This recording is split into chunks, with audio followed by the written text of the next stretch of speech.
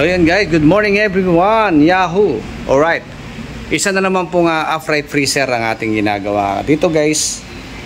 Ayan, so bago pa tong freezer na to guys, no? Na-stock lang siya ng 1 month, no? So nung paanda rin ng may-ari ay ayaw na lumamig. Bakit kaya? No? So upright freezer po siya guys. So tinest leak namin yung condenser niya, wala kami makita leak, no? Alright, so ito po yung kanyang pinaka loob ng freezer. Pinull out na namin yung evaporator, nandito po sa likod, no? Ayan, puntahan natin. So yun, no? Ginagawa na po ni Pop Megs, no? So yung pinressure namin siya kanina ng 150. So naging below 100 na lang siya. So meaning may leak talaga, no? So ayan, nakatutok po yung ating gauge manifold dito sa capillary. And then nakasarado po yung ating suction line. Ayan, okay? Alright. So sa pagtitest leak namin, dito namin nakita. Asan? Testing mo yung anong butas. Sige, tinan mo lang yung tubo na to, butas. Sige, tinan mo yung ano, tinan mo. So ayan, makikita natin dito yung butas niya. So siguro dagdagan natin yung ano.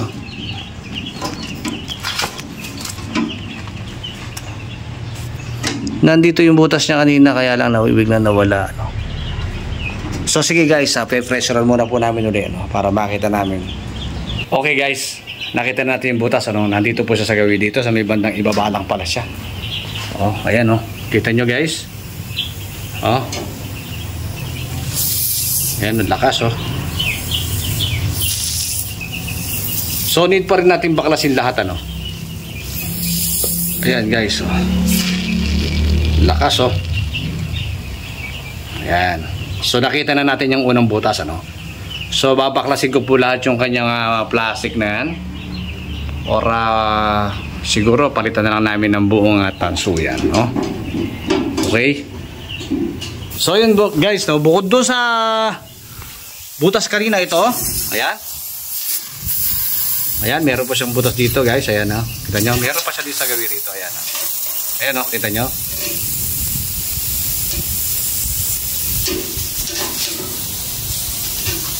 Ayan guys, oh. Napakarami. So yun guys, oh. Yan po ang dahilan guys kung bakit tayo dumiretso pag-iilo ng isang freezer, no? So yun guys. Mamaya po ay ikakabit na namin. Magpapalit po kami ng piping guys, no? Ayun, no? Matanggal na po natin guys, no? Yung ating tubo na sira, yung naibutas, ano? Ito po siya, no? So ito po, dito po siya nagkaroon ng leak sa lugar na ito guys. Ayan, no? Mahina na siya kasi na-stock ang aluminum po kasi guys, talagang kapag yan ay na-stock, talagang naumido yan, eh. Ayan, ang dami, oh. Ito nyo.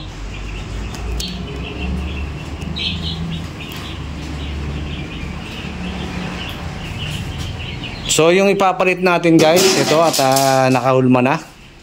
So copper na po ilalagay natin guys, no? Ito na po siya.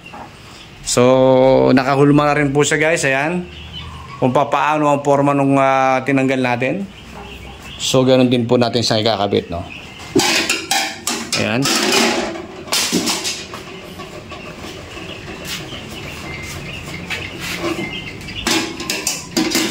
Yan na po guys ang ipapalit natin. Ayun po guys, okay, na-switch ko na po gamit ng switching pans. Papasok na lang natin sa ditong gano'n. Ayan. So pipix na lang natin sa hihinangan po guys. Tapos na po ang ating napalitan na po natin yung kanyang mga leak. Yung piping nya, no, yung kanyang aluminum pipe, no. So pinalitan po natin siya ng tanso, no. Copper tube, no. Ayan, 1/4 copper tube. Ayan, okay. Ayan guys, naidugtong ko na po yung ano, ha. Naidugtong na po namin yung tubo na ipinalit at meron na rin po siyang insulation. Ayan. So copper na po ang ating pinalit, hindi na po yung aluminum 5. So mas matibay po siya ngayon guys, no. Ayan. So ikakabit na lang po namin siya doon. Okay guys. So yun guys, no. Papasok na namin, no. Okay.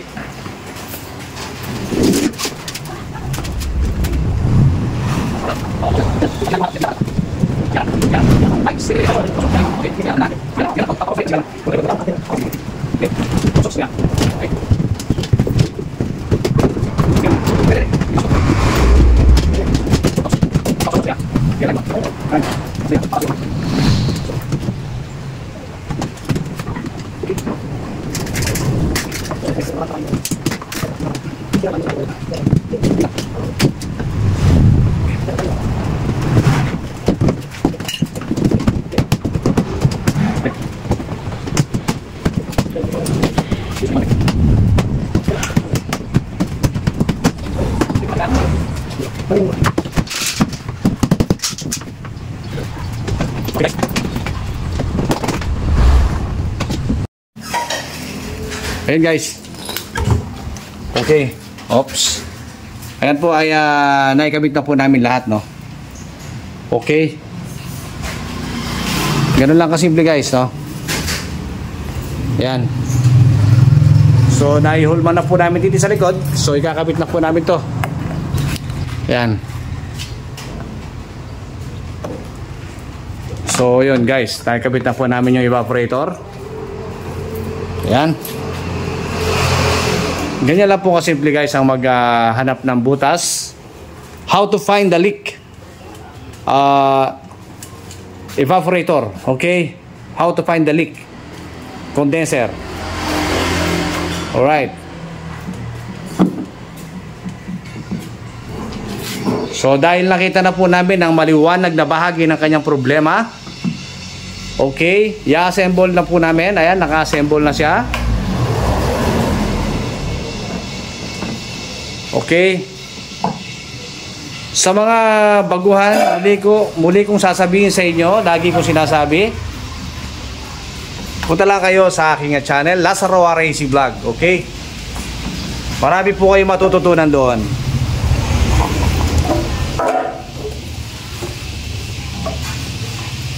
Ayan, nakahubad si Pop Big sa sobrang init, hindi namin kinakaya. Yan, so pasensya na guys. Mainit talaga ang panahon. So naka-settings na yan. Meron na sa charging line. Ayan, nailagay na po namin yung charging line. And then yung kanyang kabitan ng filter, nakakabit na rin. Ayan. Itatap na lang. Itatap na lang po namin lahat ng piping niya. And then flushing. After that, i-recharging na namin.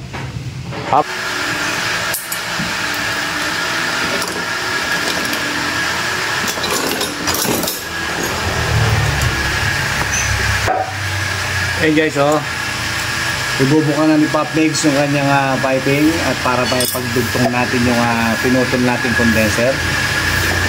Ayan.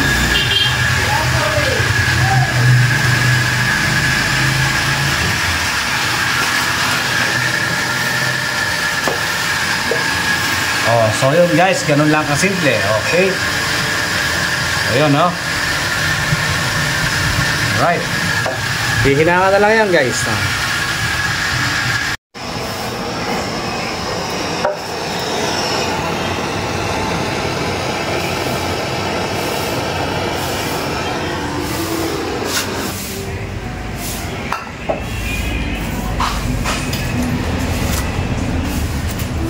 Ayan na guys, nahinangan na po. Okay.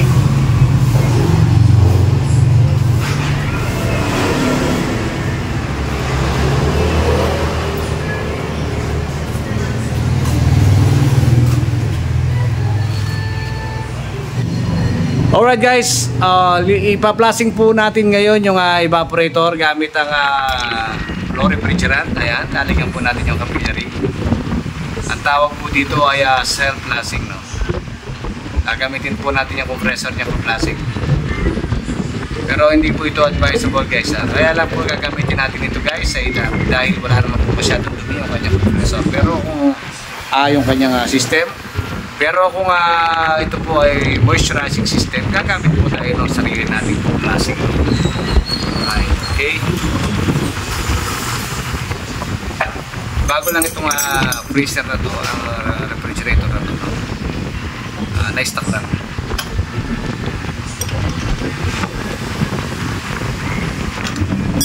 So yun, and then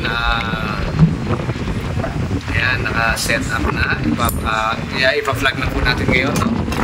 Ayan. Ipa-flag na po natin. Okay.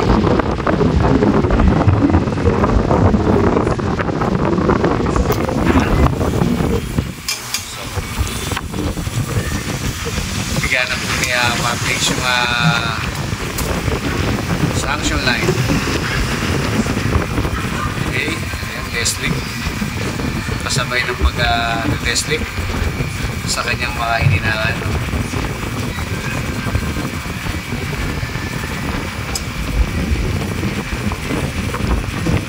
So after nito ay dahil wala naman pong moisture yung kanyang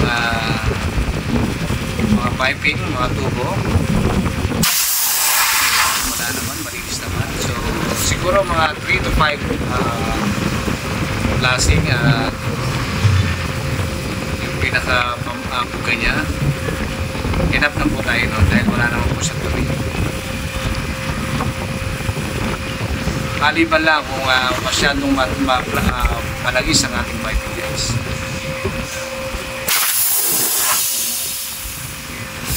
One more time.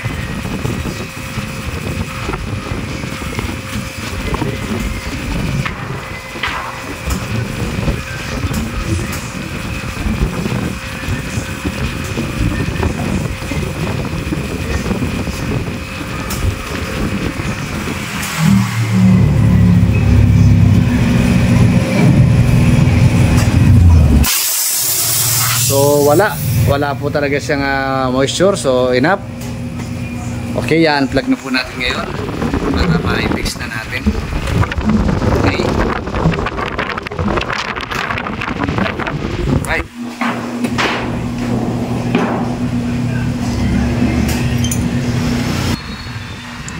Sunod naman natin ngayon idugtong itong kanyang sanction line kung saan tayo nag-flashing kanina dito. At susunod na po natin ngayon itong idugtong, no? And then babakim na po tayo guys. So ito po yung ating ipandudugtong doon sa ating putol na sanction line, no? Okay. So dito po natin nilalagay yan. Ayan. Ayan. So ito po ay gagamit ng swedging pans, 1/4 copper tube, and then ginamitan namin ito ng swedging pans para magkaroon siya ng okay. Yun guys. Okay. Okay, nakadugtong na po siya. Hinahan na lang po natin guys. Okay. Right.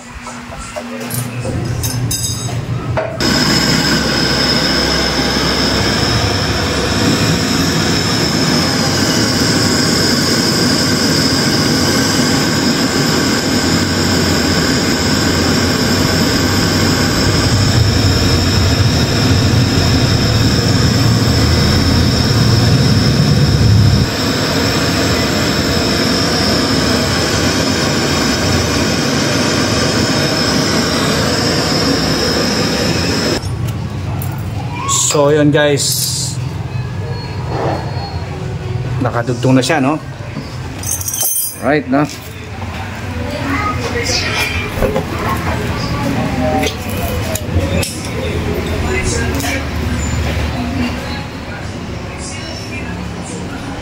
So sunod naman natin ngayon na lagyan natin ng Teflon yung kanyang filter, no? Yan. Make sure guys na lagi po tayo maglagay ng Teflon, no, sa ating filter, no? 3 type filter. Okay.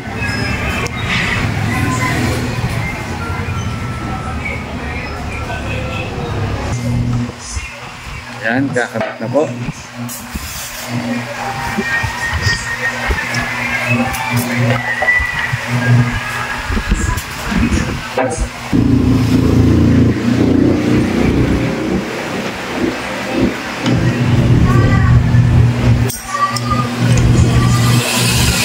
So yan guys, no, siguraduhin po natin na maigpit ang ating filter, no, para maiwasan po natin ang ating ang pagkakaroon ng leak, no. Yan.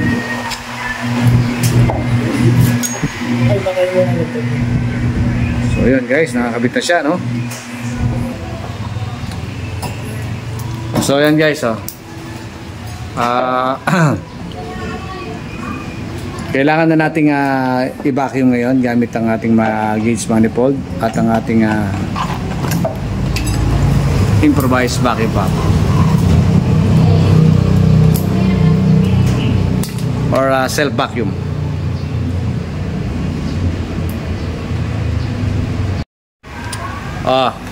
So guys, ba-vacuum na po tayo, no, self vacuum, no. So at the same time, yung pong ating gauge manifold ay naka-set na. So 0-0, and then yung ating dalawang hose, wala po tayong blue. Okay. So dito po tayo sa low side, no.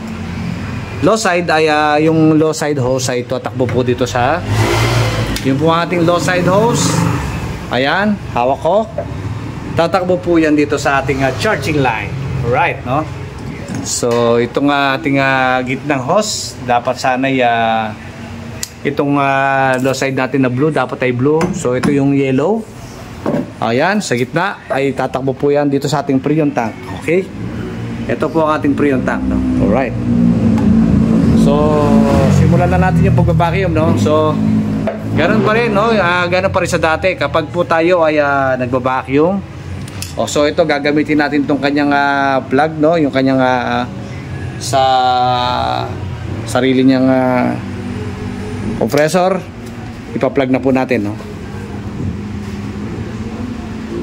Ayan. Alright, so yun, mandar na. So nagsimula na bumaba yung ating gauge manifold, ayun na, bumaba na siya. So papasukan po natin yan ng flow, no. Ganon din sa dati, no, sa capillary pa rin natin yan paparaanin, no. Ayan. So ayun, depende sa gusto niyo kung gaano karami ang gusto niyo, pero wag lang masyadong madami, kasi nakakasama din yan sa ating compressor, no? Okay. So ito, kailangan meron tayo nakatabing sabon. Alright, no, yung ating pong konting tubig na may sabon, and then yung pong ating filter, kailangan bumacuum at mawala yung bula na yan. Yan. Okay.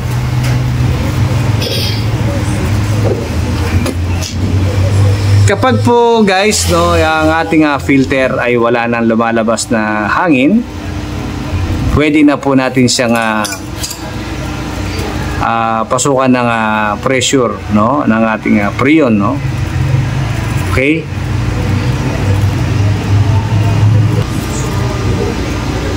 So marami pa siyang pressure, no. Okay.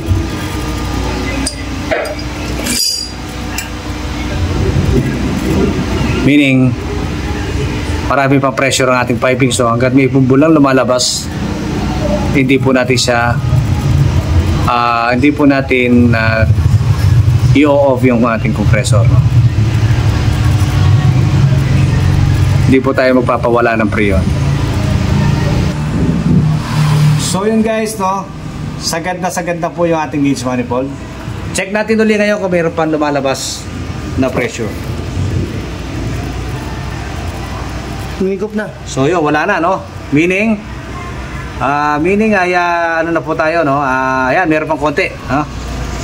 So check muli. Kapag wala na po yan, ayan. So meron pa. Humigop lang kanina ng konti. Check ulit. Meron pa yan. Okay, so wala na guys, no? Okay, okay na siya. wala na po lumalabas. So i-open na po natin ngayon itong freon tank, no? So yan, okay, open na yan natin, no? And then para pumasok yung liquid refrigerant, kailangan po ay nakahiga po ang ating kahit po puno po ang ating freon tank, ay kailangan po nating ihigaya, no? So i-open na natin, no?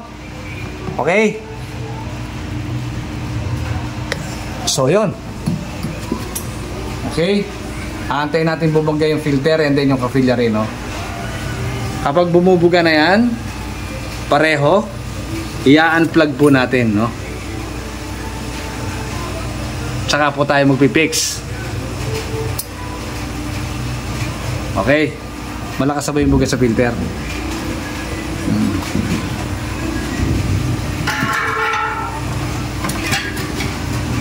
So yun, itinuwad ko na po yung ating freon tank kahit puno po yung tankin natin. So yun, lumalabas na, no? I-unplug ko na po, no? Antayin natin lumabas sa capillary, no? Habang ano po tayo. So yun, naka-unplug na. Ayan, no? Tinanggal ko na siya.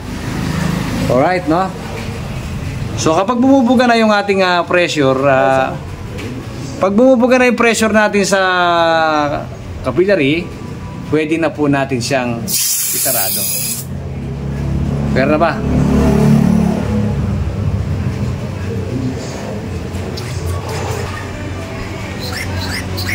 So yun guys, okay, lumalabas na, pwede mo na i-fix.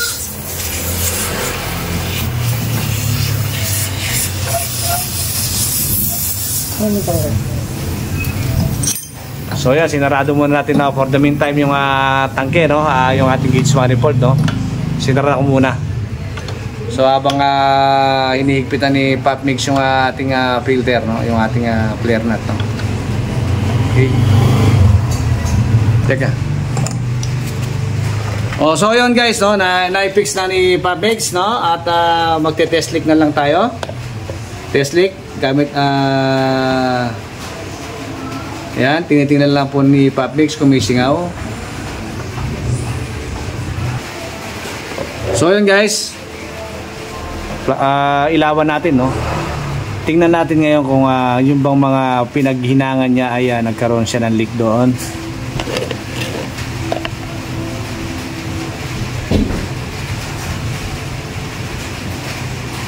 Dito sa taas. So dito sa filter.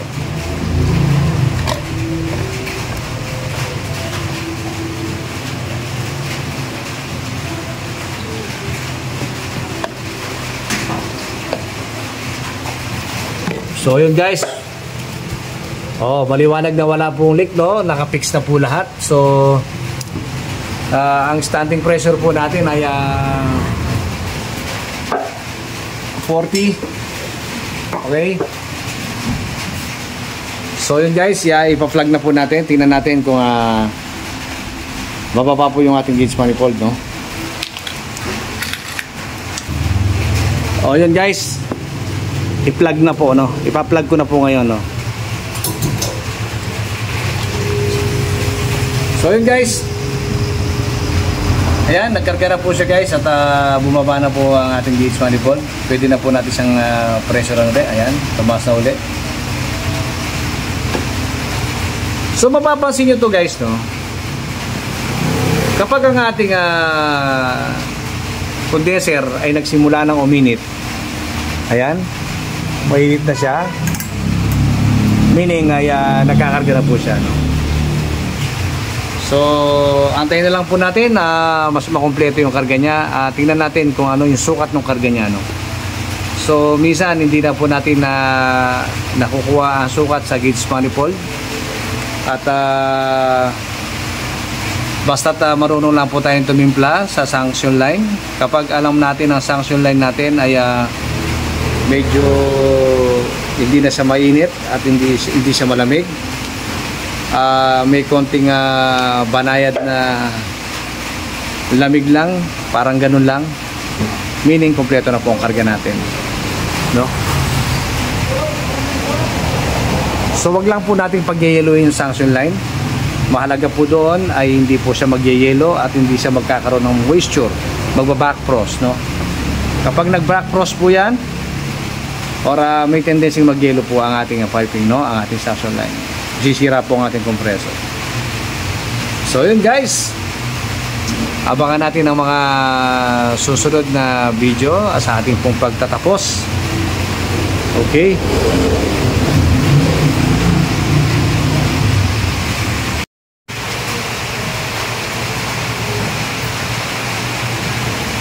So yun guys, titignan ko na po ngayon kung okay na po yung ginawa ni PopMax, no?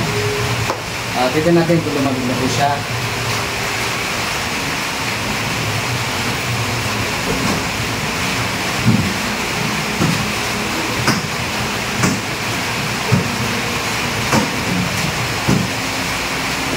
So yun guys, sa ngayon, may dalawang layer na po ang ating freezer. Dahil nasasaksak pa lang natin ang ating freezer, no? May dalawang layer na po siyang malamig. Antayin po natin makompleto yun. Alright. Ilay mo pa doon.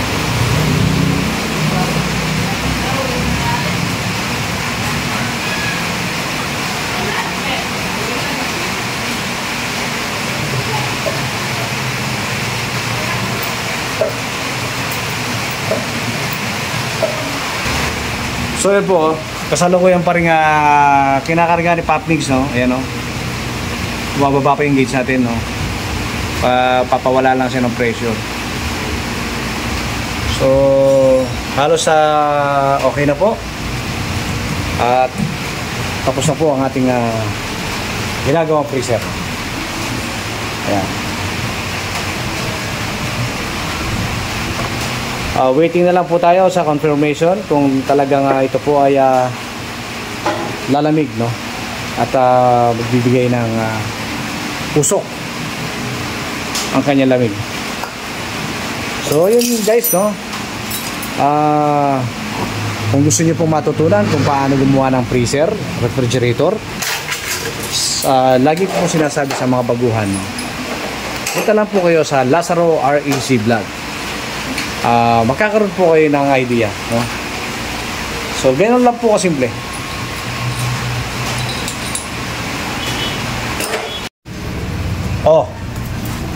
So yun guys, no? Okay, nag-standby po tayo sa 5 kanina, sa 5 PSI, no? So tumaas po siya dahil binuksan ko yung binuksan ko yung pintuan, no? So titingnan na po natin ngayon kung umuusok na sa lamig, no? Okay. Well guys, right, no? Buksan na po natin ngayon. So ayan, no? Umuusok na po siya guys. Okay. So ayan, no? Okay, dry na po siya. So meaning kumpleto na po yung ating lamig, no? So yun. Alright, tapos na po tayo, no? So yun guys, ganoon lang kasimple. Okay? So hanggang dito na lang po guys ang ating video, no? So yun, no? Kung nagustuhan nyo po ang aking video, guys, yan, huwag nyo pong kalimutang mag-like and share. Okay? And don't forget to click notification bell para lagi po kayong updated sa aking mga video. Magandang buhay po sa ating lahat, and thank you for watching.